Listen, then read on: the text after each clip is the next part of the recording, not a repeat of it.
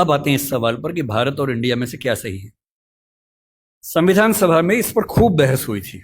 यह हमारे संविधान का अनुच्छेद 1 है और उसमें लिखा हुआ है, India that is Bharat shall be A union of states. बड़ी इंटरेस्टिंग बात है कि उस समय डिबेट थी कि भारत का नाम भारत रखें या इंडिया रखें। कुछ लोगों ने आर्यव्रत भी कहा, आर्यव्रत कहा, कुछ ने हिंदुस्तान कहा, सब नाम चले।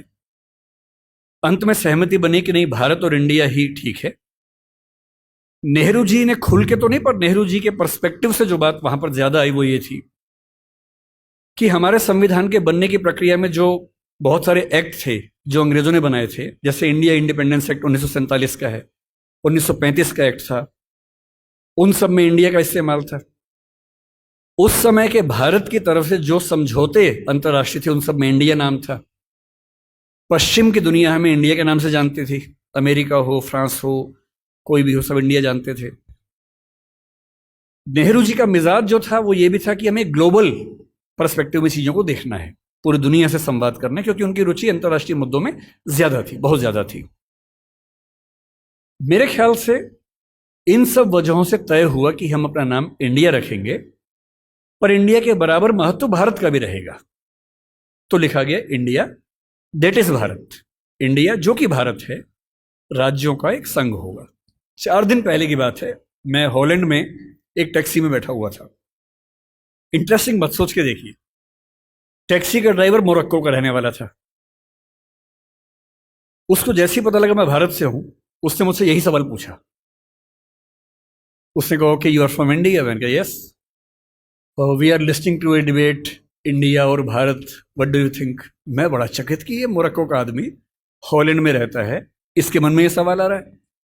तो मैंने कहा कि ये तो राजनीतिक कारणों से हुआ है, लेकिन बात अपने आप में सही है। मैंने कहा जैसे बॉम्बे मुंबई हुआ, मुझे खुशी हुई, क्योंकि मुंबई की आबादी के लिए मुंबई में जो मजा है वो बॉम्बे में नहीं है। बॉम्बे तो अंग्रेजों ने नाम दिया था। कोलकाता को कैलकाटा अंग्रेजों ने किया, तो बंगाल के लोगों ने कोलकाता कर दिया उसको। दिल्ली को दिल्ली के लोगों ने दिल्ली कर दिया, दिल्ली ही बना के रखा हुआ है, DILLI, ये होना चाहिए। काहे के दिल्ली भाई, हम क्यों दिल्ली बोलेंगे दिल्ली को? ये सारे तर्क अगर सही हैं, अगर बर्मा का नाम म्यांमार होना सही है क्योंकि उनकी जनता की आवाज तो म्यांमार में है, बर्मा में नहीं है। श्रीलंका और सीलोन की डिबेट में वो अपने आप को सीलोन ना मानना चाहिए, श्रीलंका मानना चाहें, क्योंकि उनकी भाषा श्रीलंका बोलती है। तो मेरे मन में सवाल बड़ा साफ आता है कि भारत इंडिया क्यों होना चाहिए।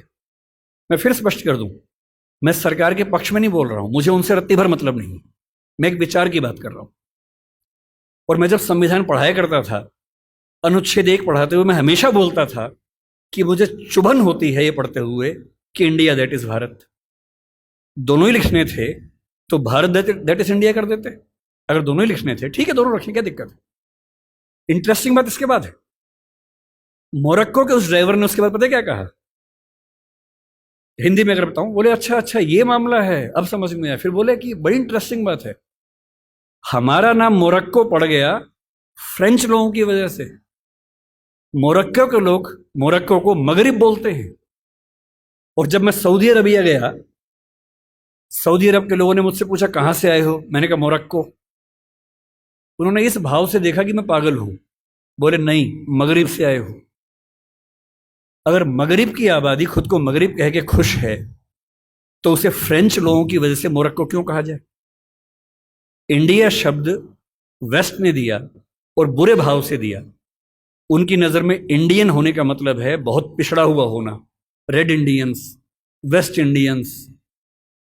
तो आज ये क्यों हुआ? मैं समझता हूं कि राजनीतिक निहितार्थ है और उस राजनीति में मेरी रुचि जरा सी भी नहीं है, लेकिन ये आज हो या कभी भी हो, मैं इस पक्ष में हूं कि देश का नाम देश की भाषा में होना चाहिए और देश की भाषा भारत के पक्ष में है। आप इंडिया भी रख लीजिए, इंडिया दैट इज भारत के बदले भारत दैट इज इंडिया मेरी पहली पसंद होगी। मुझे इंडिया से दिक्कत नहीं है, पर भारत मेरी पहली मोहब्बत है।